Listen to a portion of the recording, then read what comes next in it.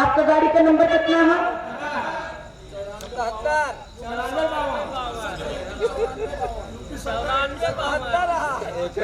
अरे डीजल गाड़ी 94 नंबर। कहाँ से कहाँ तक गया था? इलाहाबाद से बनारस।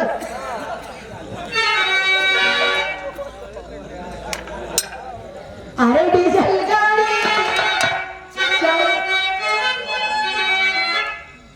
अरे डीजल गाड़ी 54 नंबर।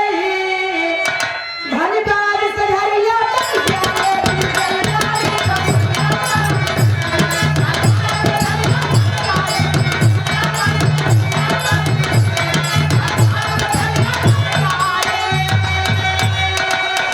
अरे चकरा पे बनवा बोले ड्राइवर। अरे चकरा पे बनवा बोले ड्राइवर। उनके लेके चल जाए।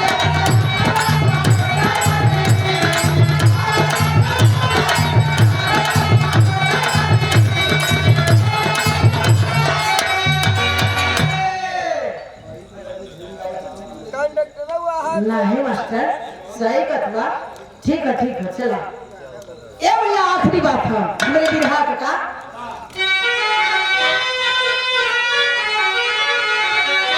कृष्ण भगवान विजय प्राप्त करने के बाद कृष्ण भगवान पांचों पांडव को लेकर हंसते और मुस्कुराते माता कुंती के पास कैसे गए?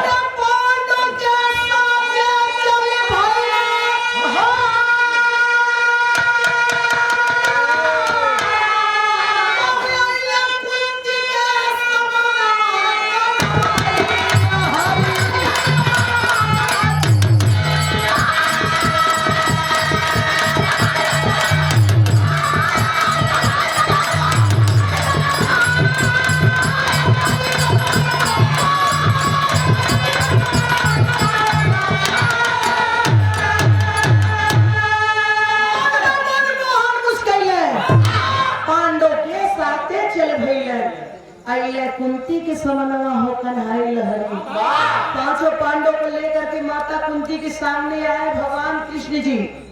कहने लगे भगवान माता कुंती से क्या कर लीजिए अपना पांचों पुत्र कुंती से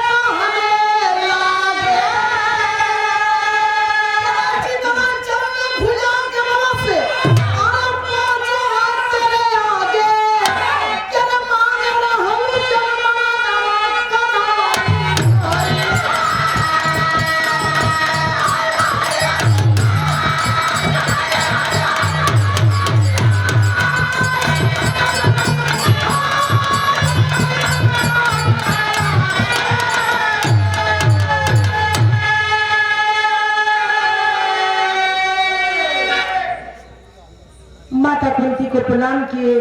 पांचों पुत्र को मां कुंती के सामने हाजिर कर दिए। कृष्ण भगवान कहने लगे कि माता यही वचन था कि हमारे पांचों पांडव हमारे पांचों लाल के हमारे आंख के सामने हाजिर करे के हों।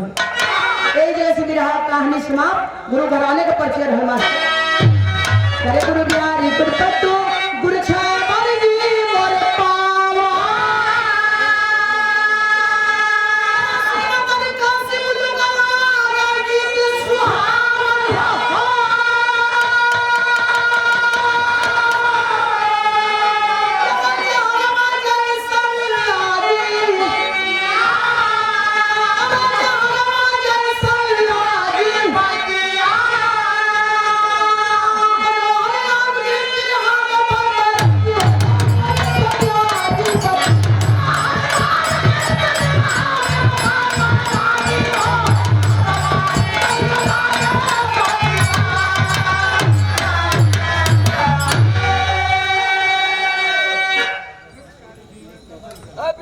बजाओ